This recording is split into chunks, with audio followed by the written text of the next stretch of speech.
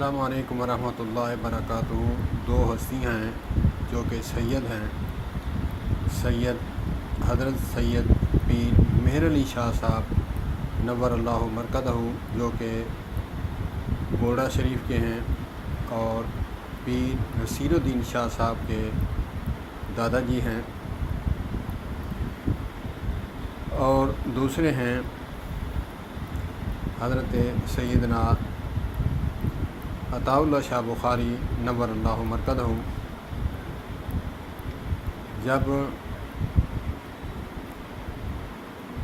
ختم نبوت پر ایک کتاب لکھی گئی جو نبی پاک صلی اللہ علیہ وآلہ وسلم کی ختم نبوت پر ڈاکہ تھا اور گستاخی تھی، تو شاہ جی عطا اللہ شاہ بخاری رحمۃ اللہ تعالیٰ علیہ درد لے کر پیر مہر علی شاہ صاحب کے پاس گئے، اور وہاں گئے تو انہوں نے کہا کہ حضرت میں اس غرض سے آیا ہوں کہ ہمارے نانا جی کی ختم نبوت پر جو ہے ڈاکہ ڈلا ہے، تو اسی سلسلے میں آپ ہمارے ساتھ چلیں اور ہم پہرا دیتے ہیں اور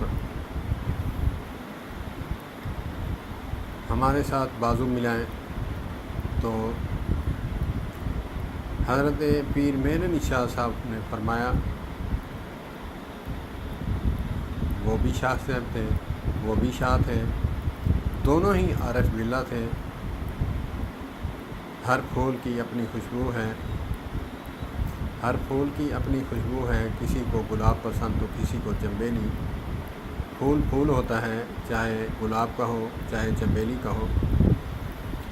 تو حضرت نے جواباً فرمایا کہ فقیرہ میں دعا کر چھڑساں۔ تو حضرت عطا اللہ شاہ بخاری وجد میں آ گئے اور فرمانے لگے کہ آپ کی بات ٹھیک ہے، دعائیں بھی رخ پھیر دیتی ہیں، تقدیر کا بھی،